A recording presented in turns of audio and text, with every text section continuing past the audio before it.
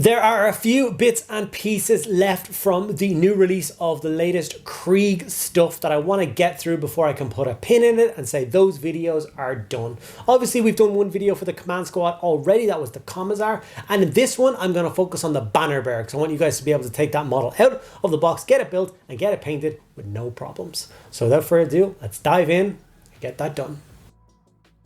Okay, so this is the amazing Krieg bannerman that comes with the new Command Squad.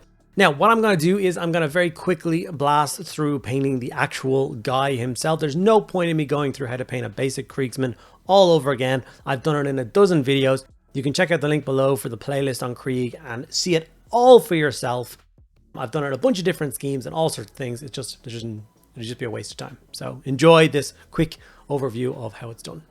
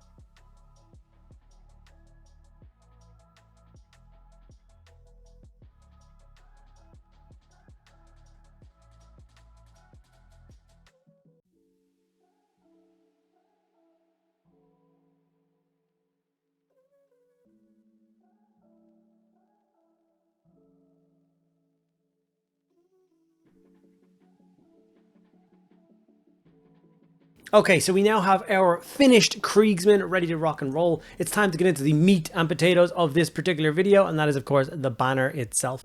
It is a beautiful, fully sculpted banner, and I'm going to do it as it is depicted on the box set.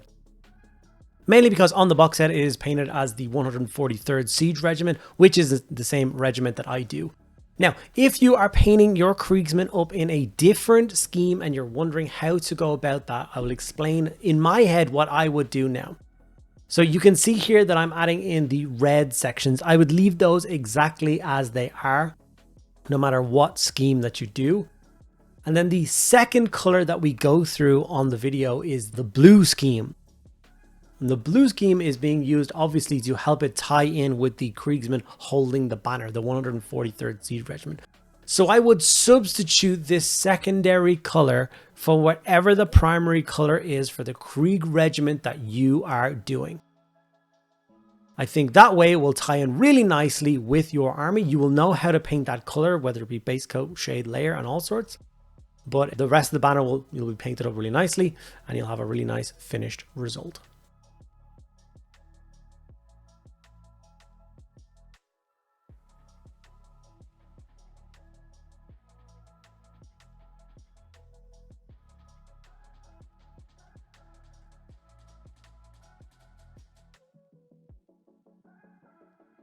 So obviously for me, it was the Flesh Tearers red and the Space Wolves gray contrast, which make the base coats for these two colors.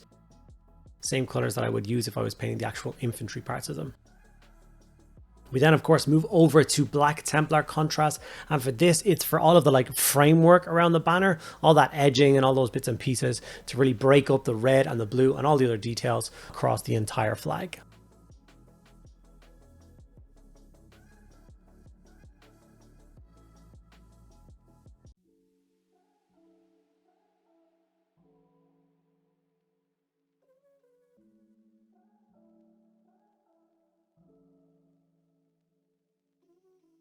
For the Krieg symbol on the top of the banner, we're going to use Skeleton Horde as a nice base coat for that, tying in once again with that color across the Krieg army, their kind of wraps and stuff around their ankles. Their gas masks and stuff have that color as well. So once again, using all those different colors that make up the Krieg force really does help. Orc flesh was brought in for the wreath that is painted across the bottom of the banner. The skull in the center of it you can leave alone, as that's going to be going gold like the other giant symbol across the top of the Imperial Guard, or Astra Militarum symbol across the rest of the banner will be going in gold. And for this we're going to be using Retributor armor.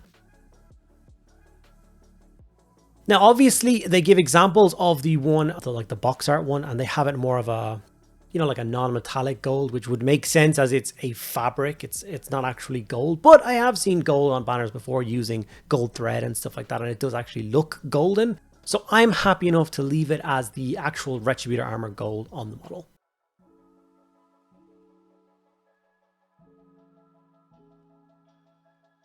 And with all the base coats in place for the banner, it's time to shade it down. And for this, we are going to go for Seraphim Sepia and do this as a complete shade over the entire banner.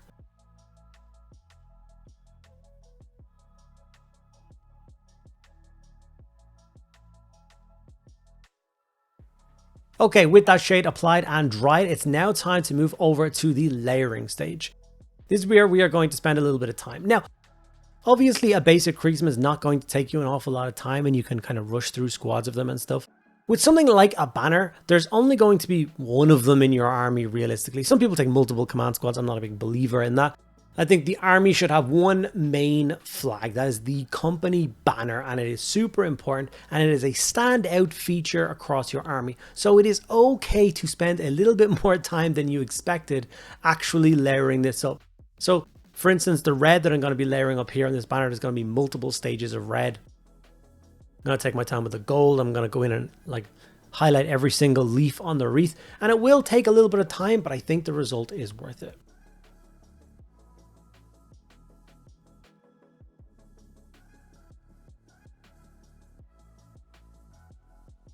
Okay, with the gray blue highlighter, it's time to move on to the red, which I think is the standout feature. So we're going to go for corn red first, and we're going to go in and carefully kind of line highlight, if you will, those scratchy highlights, trying to add some bit of texture to the flag, to the fabric.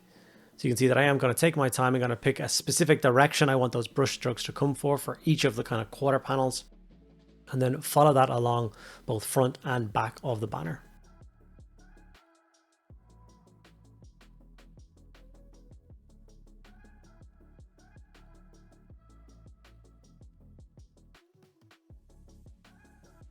And after that first coat of red for the highlight, we're going to go up again with Wazdaka red. Not a red I actually use an awful lot. I generally don't tend to push the darker red tones to their kind of highest highlight. But obviously, like I said, I'm spending a little bit more time in this banner. So Wazdaka red was brought out.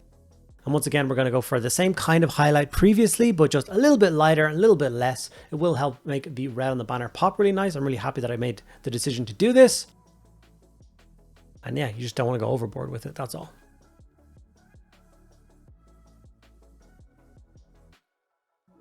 Okay, from here we are going to start looking at the other details across the banner with the red and blue blocked in and looking nice.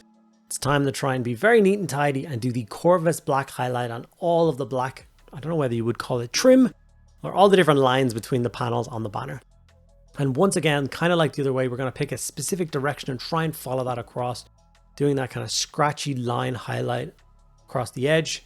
Once again, that purpose is to add texture. You don't want a smooth coat of black across it because that will make it look like an armor panel or something when it is not. It is a banner, it is fabric.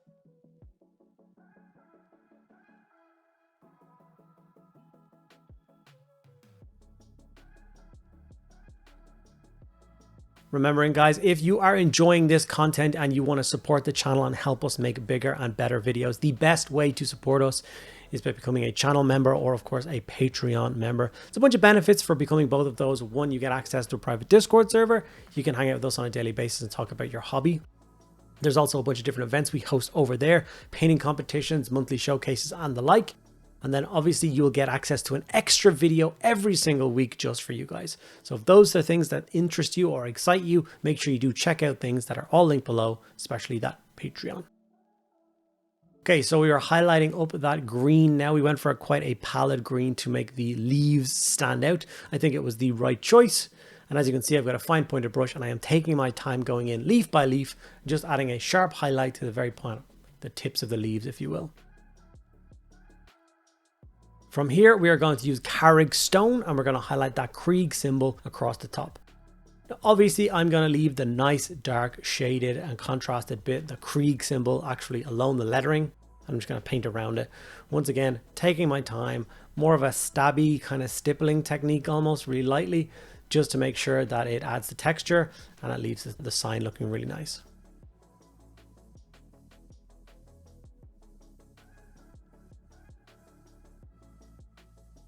And moving on to a very important bit now is the layering up the gold. For this, we are going to use Liberator gold. And like I've said a couple times already in this video, texture I think is the most important thing.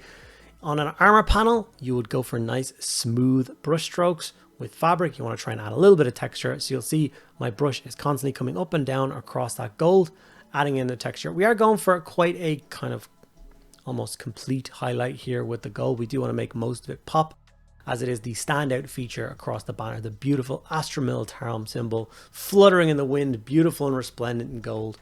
It looks particularly awesome.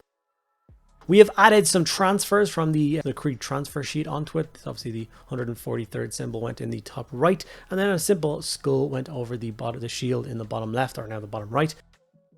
And with that done, we have our completed Krieg banner looking nice. I'm very pleased with that final result, and I hope you guys are as well.